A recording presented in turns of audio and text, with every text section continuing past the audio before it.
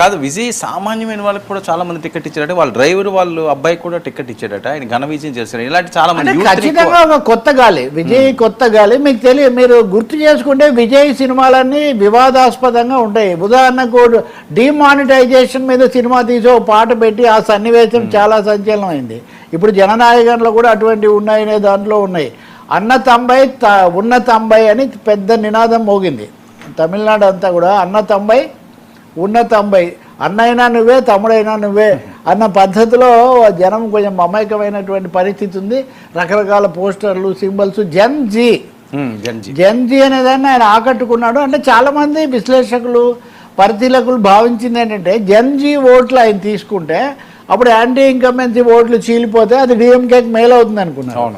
కానీ తమిళనాడు రాజకీయాల్లో చాలా కాలంగా ఏమన్నా ఘనీభవించిన డిఎంకే, అన్నా డిఎంకే అనే రెండు పార్టీల ఆధిపత్యం, బైనరీ అంటారు కదా, రెండే పార్టీలు, దాన్ని ఆయన ఛేదించారు. కొత్త నేరేటివ్, కొత్త వేదిక సృష్టించాడు.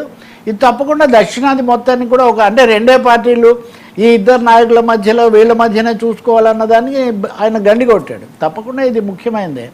ఇంకోటి కూడా, రజనీకాంత్తో సహా పార్టీలోకి వస్తాం, పార్టీ పెడతాం అని బూగిసలాడి వెనక్కి వెళ్ళి చాలా చూసాం మనం.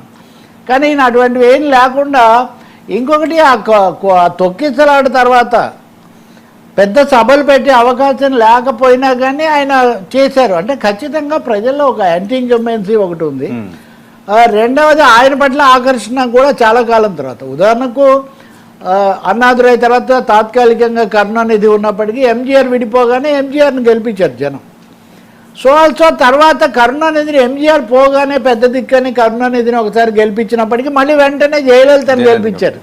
జయలలిత మీద ఎన్ని ఆరోపణలు అవి ఎన్ని వచ్చినా కానీ. సో అదేవిధంగా వాళ్ళకి మళ్ళీ ఒక ఐకానిక్ ఫిగర్ విజయ్లో వాళ్ళకి ఒక ఐకానిక్ ఫిగర్ రావటం, ఆయన కలవకపోవటం. ఇప్పుడు పవన్ కళ్యాణ్ ఉన్నారు, 25 స్థానాలు 21 తెచ్చుకొని ఉప ముఖ్యమంత్రిగా ఉన్నారు.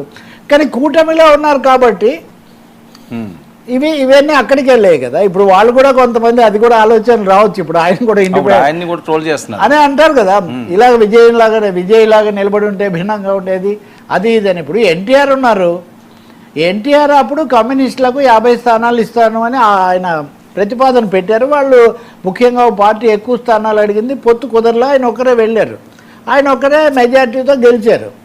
ఇప్పుడు ఈయన కూడా అంతే, ఒకసారి పెట్టుకున్నారు, రెండోసారి ఇటు వచ్చి గెలిచారు. చిరంజీవి ఉన్నారు, ఆయన కూడా 18 స్థానాలు తెచ్చుకున్నారు, ఒక పాత్ర చూపించగలిగారు. కానీ తర్వాత ఆయన కలిశారు దాంట్లో. సో ఇప్పుడు విజయ్ విషయానికి వస్తే పొత్తులాగా కాకుండా ఒంటరిగా వెళ్ళి కాదు ఒకందుకు మనం చెప్పొచ్చు. అప్పుడు ఉదాహరణకు ఆంధ్రప్రదేశ్ ఫలితాలను ప్రజారాజ్యము బాగా ప్రభావితం చేసిందని చెప్పేవాళ్ళు. ఇప్పుడు విజయ్ తమిళనాడులో 2 ధృవాలుగా ఉన్న డిఎంకే, అన్నా డిఎంకేల మధ్యలో ఒక కొత్త స్పేస్ ఆయన క్రియేట్ చేసుకొని రాజకీయ చిత్రాన్ని ఎవరో ఈ వ్యాక్యూమ్ ఉన్నదని ఊహించలేదు కదండి, ఇంత స్థాయిలో ఉంటుందని ఊహించలేదు. ఖచ్చితంగా మనం కూడా చాలా చర్చ చేశాం కదా, కొంత పునాది వస్తుంది. అంటే ఒకటి యాంటీ ఇన్కంబెన్సీ, రెండోది అన్నా డిఎంకేకు కరిస్మాటిక్ ఫిగర్స్ ఎవరు కూడా లేకపోవటం, దాంతో విజయ్. మూడోది కొత్తదనం ఏదో కావాలి, వీటితో కొంచెం విసుగెత్తుంది అనే ఒక అభిప్రాయం కూడా దీనికి కారణమై ఉండాలి. యువత చాలా ముఖ్య పాత్ర, విజిల్ ఇచ్చారు కదా అందుకే. సో ఆయన వేసిన విజిల్కి మొత్తం యువస్వరం అంతా ఆ విజిల్లో కలిసేసరికి తమిళనాడు అంతా మారుమోగింది. ఇప్పుడు ఆయన ఎవరు బలపరుస్తారు? ఖచ్చితంగా ఆయన అది వరకు వీళ్ళతో వెళ్ళలేదు, పెద్ద ఎక్కువ కాదో 10 మంది బలపరిస్తే వస్తుంది. చిన్న పార్టీలు చాలా ఉన్నాయి, చిన్న పార్టీలకు స్థానాలు ఉన్నాయి. రెండోది ఆయన ఇప్పటికే కాంగ్రెస్తో కమ్యూనిస్టులతో మాట్లాడుతున్నాడని ఇట్లాంటివి కూడా వినిపిస్తున్నాయి. ఎందుకంటే మొదట పిలిచినప్పుడు వెళ్లకుండా ఇప్పుడు వెళ్ళి బీజేపీతో ఆయన చేరేది ఉండకపోవచ్చు. ఏం జరుగుతుందో మనం చూడాలి. కానీ ఖచ్చితంగా విజయ్ సంచలనం సృష్టించారని మనం చెప్పాల్సి ఉంటుంది. వీటిని సార్థకం చేసుకోవాల్సిన బాధ్యత అది ఆయన మీద ఉంటుంది.